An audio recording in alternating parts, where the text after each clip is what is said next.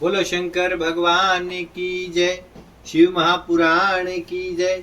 शिव तत्व विवेचन। सूत जी ने बताया, जब इस तरह गुरु ने वेदार्थ का उपदेश दिया तो उसे सुनकर मुनि को परमात्मा में संदेह हुआ।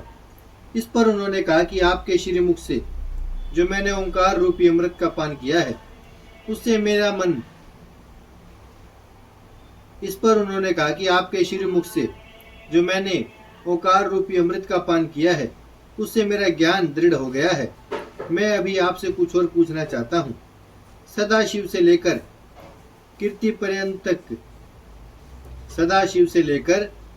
पर्यंत यह जगत रूप की स्थिति है और जिसमें हमेशा स्त्री पुरुष रूप में दिखाई देती है।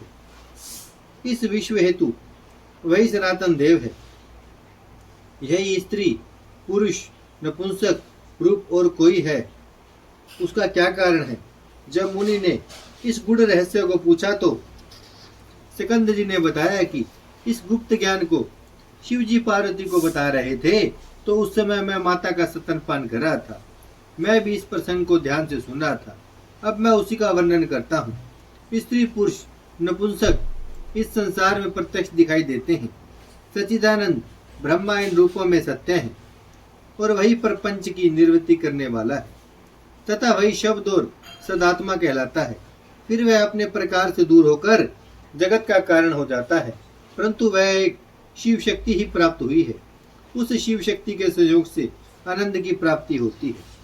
सृष्टि क्रम वर्णन। वामदेव जी ने स्कंद जी से कहा, हे स्वामी, मेरा संशय दूर कीजिए। स्कंद जी ने वामदेव जी को बताया, हे मुनिवर, अद्वैत शिवनाद में किसी प्रकार भी भेद का समावेश नहीं है। यह नश्वर तथा अविनाशी है। इस प्रकार वह एक ही शिव सच्चिदानंद रूप वाले ब्रह्मा है जिन्हें सर्वज्ञ सबका कर्ता और त्रिदों की उत्पत्ति करने वाला बताया गया है। शिव जी ही अपनी माया और इच्छा से संकुचित रूप की तरह समान पुरुष बन गए जिनमें पांचों कला है और जो भोक्ता है वही प्रकृति के गुणों के भोक्ता हैं, वही सम्मिष्टि है, वही चित्त प्रकृति तत्व हैं। फिर इनकी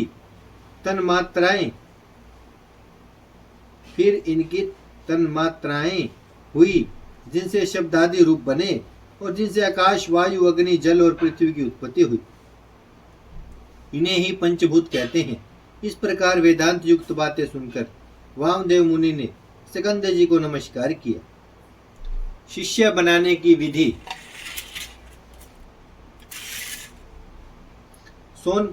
सोनक जी सूत जी से बोले, वे वामदेव जी धन्य हैं जिनसे इस पावन कथा की उत्पत्ति हुई। तब मुनियों ने प्रेम भरे वचन सुनकर सूत जी बोले, हे मुनियों, आप सब धन्य हैं। अब आप उन महात्माओं के संवाद और सुनिए। वामदेव जी ने स्कंद जी से पूछा, हे भगवान, अब आप हमें संप्रदाय के उस ज्ञान से परिचित कराइए जिसमें बिना जीवों की मुक्ति नहीं होती तथा जिन्हें उपदेश का अधिकार भी प्राप्त नहीं है, जिनके अन्य कर्म तथा स्नान इस प्रकार के क्यों हैं। स्कंद जी ने बताया, हे वामदेव जी, अब मैं आपको एक गुप्त रहस्य बताता हूँ। वैशाख श्रावण अश्विन कार्तिक अघन माघ महीने के शुक्ल पक्ष की पंचमी या पूर्णमासी को शुद्ध होकर गुरु जी के चरणों को पखार कर उनके मर्ग चरम के आसन पर शंख में फूल रखकर प्रणव से अधिमंत्रित करें और गंध पुष्प आदि से पूजा करें। दीप शिखा मुद्रा से रक्षा का कवच मंत्र से आच्छादित करें। धैर्य के विधान से उत्तम मंडल कर उसे सुगंधित पुष्पों से पूजें। शुद्ध जगह पर घड़ा रखकर उसे सूत से लपेटें। उसमें सुगंधित जल भरें। फिर उसमें पीपल, पिलखन, जामुन, आम, बड़ की छाल और इन्हीं के पत्ते, हाथी, घोड़े, रथ, बाम्बी और नदी के संगम स्थान की मिट्टी घड़े में डालें। इसके बाद वस्त्र, आम पत्र, कलश, नारियल और पुष्प मिलाकर उस घड़े को अलंकृत करें और उसमें पंच रत्न भी डालें। यदि पंचरत्न ना हो तो केवल स्वर्ण ही डाल लें। फिर पंचरत्न नीलम, माणिक्य, सोना, मूंगा और गोमेद को लें और न मलस्क का उच्चारण करते हुए अंत में गम ऐसा उच्चारण करें। फिर विधि पूर्वक पूजन करें। खीर और तांबूल रख 8 नामों से पूजा कर अभिनंदन करें।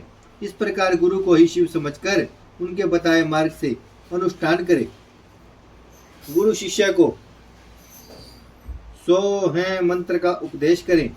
गुरु शिष्य को भस्म का परीक्षा ज्ञान प्रदान करें और 22 वाक्यों से उनका तात्पर्य समझाएं। बोलो शंकर भगवान की जय, शिव महापुराण की जय। भजमन नारायण नारायण नारायण, श्रीमन नारायण नारायण नारायण, लक्ष्मी नारायण नारायण नारायण, सत्य नारायण नारायण नारायण, भजमन नारायण श्रीमन नारायण, लक्ष्मी नारायण सत्य नारायण, भजमन नारायण नारायण नारायण। बोलो शंकर भगवान की जय।